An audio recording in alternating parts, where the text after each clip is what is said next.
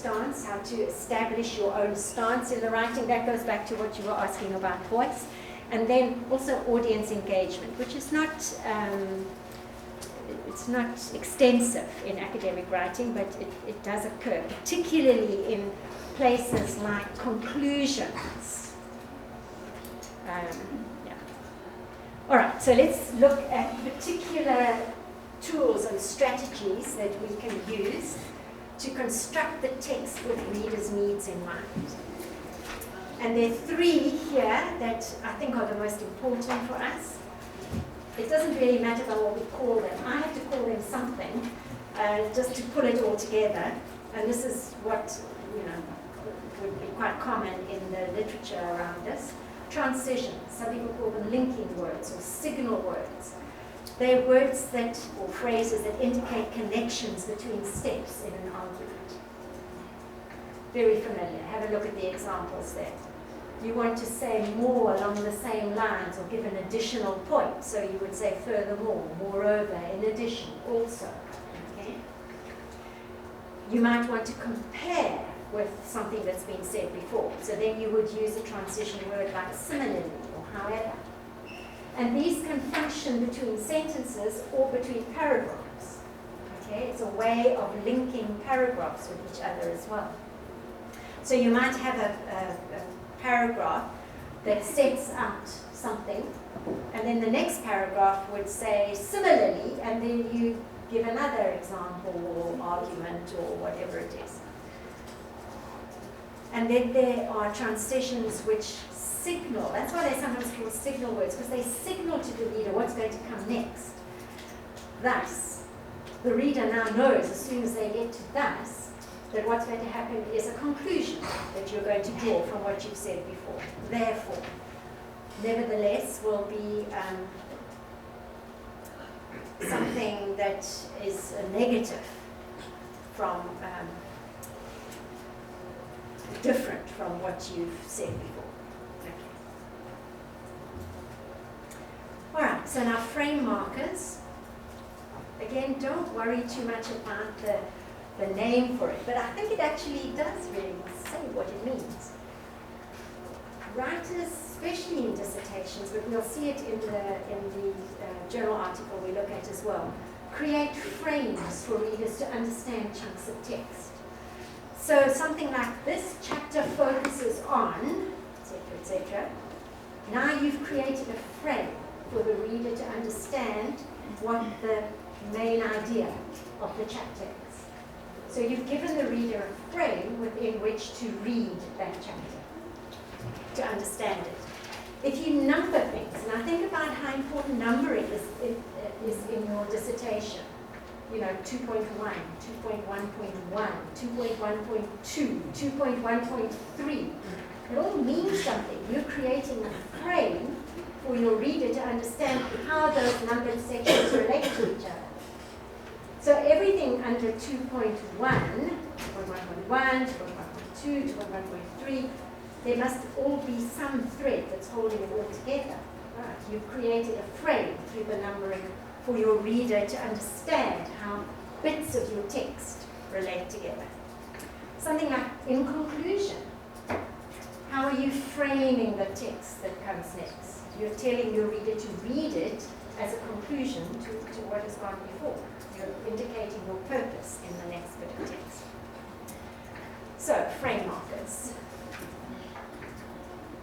And then we talked, I think, in previous workshops about meta-discourse, text about text. Look at the example there, as noted above.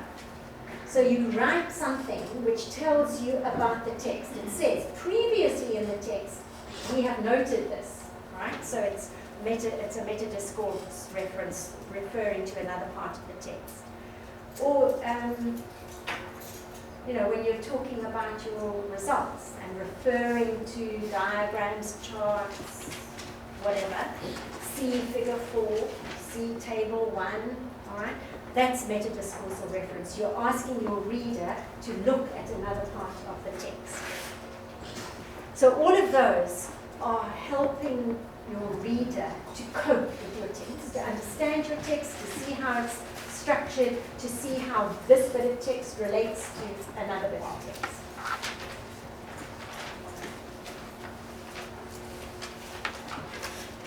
Okay, you happy?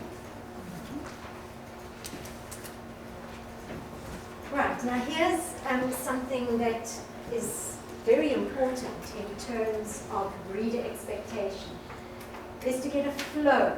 As your supervisor sometimes said to you, you need to achieve a bit of flow here, there's no flow.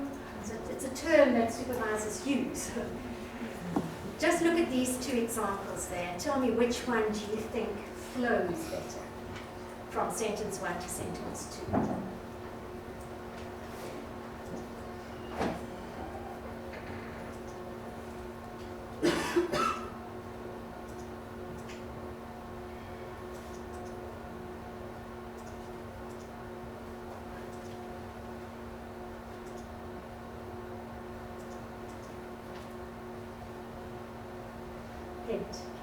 Sentence 1 is the same in both.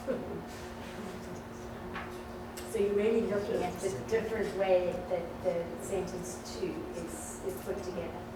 Okay, how many voting for A has been the easiest to read with the best flow? Any voters for A? Voters for B? Yes. Why? Are we all agreeing? It's to do with flow. So now, how has the reader achieved the flow? Do you see the only thing that's changed is to help slow the spread of HIV when A was at the end of the sentence. Now the reader has chosen to put it at the beginning of the sentence and has achieved a flow. Why? Because in English we tend to expect that we will get new, more difficult, more complex information at the end of a sentence and familiar, contextual information at the beginning of the sentence. So what's happened in the first sentence is the writer has written about HIV infections and about new HIV infections. So to start the sentence with, to help slow the spread of HIV, that's what the previous sentence has been about, the spread of HIV. So we start with that. That's the given information, the old information. And then we move to what is new, which is what the South African government is doing about it. Okay. And that is a really helpful, simple thing to remember. Old and then new.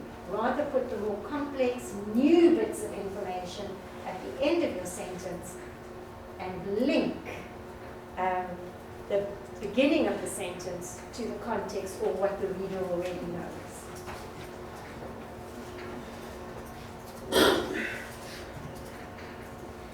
So it's a good idea, when you're looking at your text, to think about flow. Am I is the reader, am I helping the reader? Have I got those transition words there as part of flow? Am I giving the new bits of information, or am I leading towards the climax of the information, as it were, in each sentence, putting that towards the end?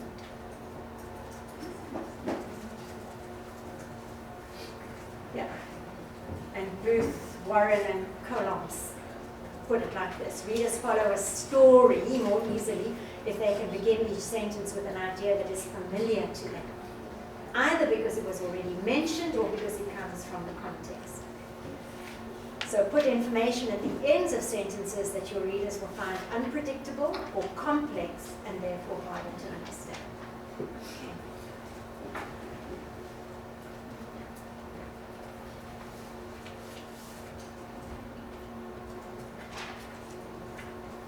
All right, now here's another interesting thing to think about. I don't know if any of you use grammar check.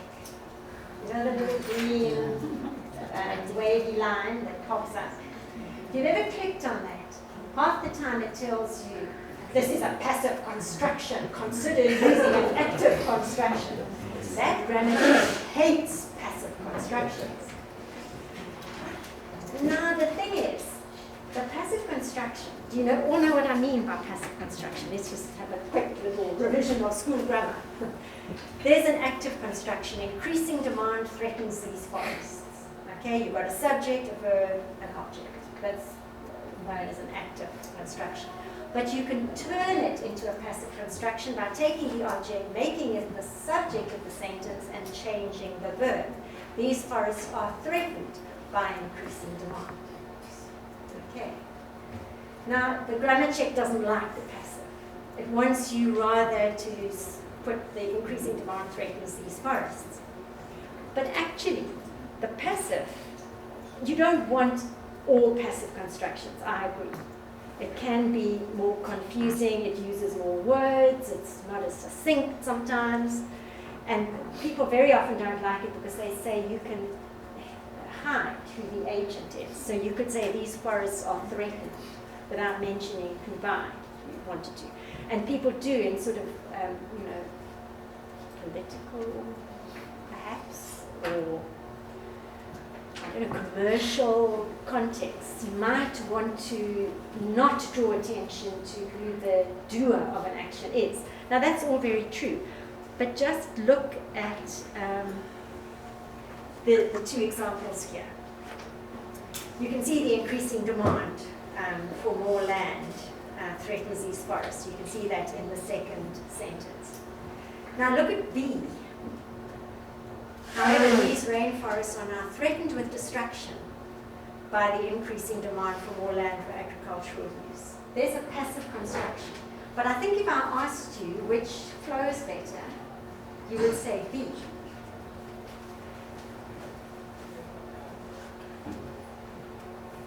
The quality of our air and even the climate of the world depend on healthy rainforests in Asia, Africa, and South America. However, these rainforests are now threatened with, can you see what's happening? Can you see the old and then the new? So we're starting off with the rainforests from the previous sentence, so that's been established, we know about those. And now we're getting the new information. They are now threatened with destruction. So it's very useful to the writer here to be able to use the passive to shift nominal elements around in the sentence in order to achieve getting the old followed by the new. So a passive construction is part of your toolbox. It can be strategically used. Okay.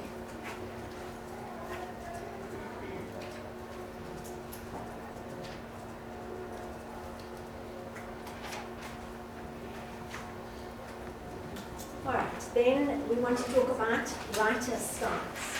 How you can show your stance, your take on something, your attitude to something. And this is the writer's textual voice. This is how writers negotiate claims, position themselves, and present an appropriate persona as a researcher, etc. And here are three important ways, particularly Hedges, which is really just markers of just tentative language, marking an assertion as being tentative. In the field of applied linguistics, people talk about Hedges. Marking assertions as tentative or open to argument. So those examples there, words like appears, argues, could, from this perspective, in general, perhaps, postulate, probably, seem, suggests, and there are any number of them. All of those terms, if you use them, can function as hedges in your sentence, and mark an assertion as tentative or open to argument. Now that's important, because if you read something which made strong assertions all the time, or if you wrote like that, your examiner would soon be very upset. Because in academia, we don't write like this. Remember, we talked before about academic communication being like a conversation, a sort of global conversation through journal articles, through conferences. And the way we write is to say well, I'm just going to suggest this, but I'm leaving it open to other evidence, other data, other points of view. So we don't write in very over-assertive ways. It would be very arrogant to do that. But having said that, we also make use of boosters, some people call them intensifiers, where we actually use terms which make our claims stronger. Surveys of academic writing across disciplines have shown that hedges are the most common of these kind of writer stance strategies. Boosters much less common. But the trick is to get the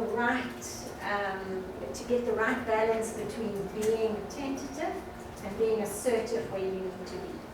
So particularly when you're drawing conclusions, your last chapter, your conclusions chapter, if you're still being tentative all the time, that's a problem academically.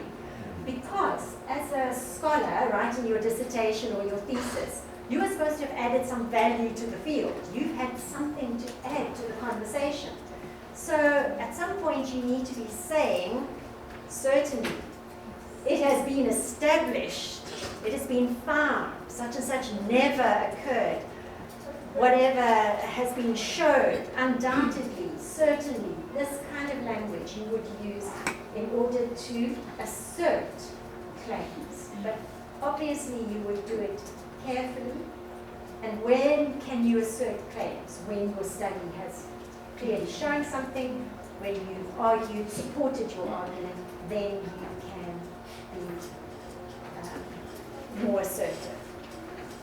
But certainly if you look across fields and count the numbers of times these sorts of things happen, hedging is very common and boosting is much less common and used in very particular places in your thesis. I just want to clarify. So Yeah. you're saying, if at all, you use boosters. You do use them. You use them. But you're Not saying if it's at all. very minimal. Compared with hedging. Okay. But it should be at the end if it's used. It should be where you have established something and you want to make the claim for that. And generally it's towards the end. Generally, in your conclusion would be the place. And if you look at journal articles, generally in the conclusion, that is where they say, okay, so what have we achieved here? We have shown this. This is certainly the case. Because undoubtedly, definite, isn't that Too colloquial. No, No? too Too strong. strong. Because it's not leaving, it's like definitely. Yes, but that is the point. It's not leaving a space for somebody to argue. But you can do it at the You end. can do it.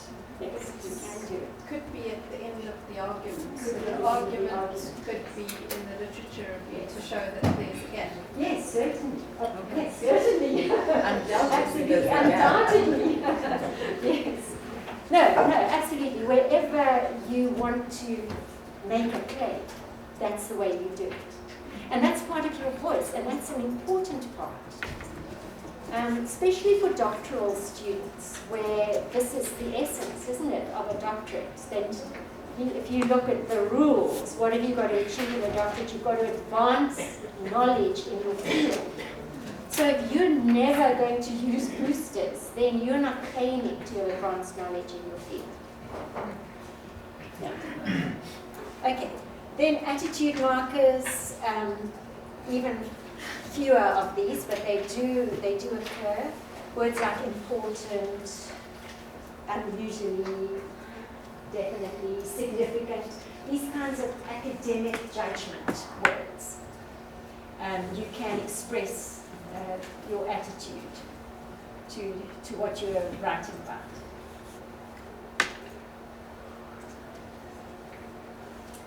Okay, so that's our toolbox with regard to writer stance.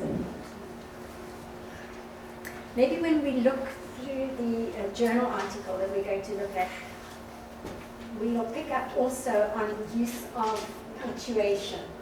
That seems like such a superficial surface thing. punctuation can be very important, not right to stance, going back a bit, to helping your reader through the text. Sometimes punctuation is crucial in assisting your reader, especially commas, to use commas to, because what commas do, if I ask people what commas do, they always tell me so you can breathe. I think we learned that in school. Yeah, that's breathe. But actually what commas do is they mark off units of text as being units. And sometimes it's quite important if you put in a comma or you don't. It actually makes a difference to the meaning. So looking at punctuation, perhaps we'll do that when we look at the article we're going to look at. All right, then audience engagement. This is not as crucial really in academic writing. Inclusive we. You were using that just now, Sue, when you said our, meaning all of us, sort of thing, or us in the field, or us in this, you know. So writers do use inclusive we, not generally in dissertations. Appeals to shared knowledge is, again, you have to use it very circumspectly, because appeals to shared knowledge is more common amongst peers. So in your research article, where you are a peer writing for your peers, you're more likely to get appeals to shared knowledge than if you are a student writing for an examiner, because that's kind of creating a slightly different relationship, okay? So you'd have to be careful about using something like obviously. If you say obviously, you mean you, the reader, know, I know, it's clear to us. But whether that would be appropriate in a dissertation is an interesting point. But directives we do use to some extent in dissertation writing. It should be noted that we do direct our readers sometimes, and in the literature they call them cognitive. That would be a cognitive directive. It's like a command. It should be noted. Note. Note. But you put it in an impersonal way. It should be noted. Or refer to table 2 for a discussion of. You're actually directing your reader to do something. So that is directly telling your reader to do something, engaging with the reader. Again, that would be much more common in textbook writing. Directives.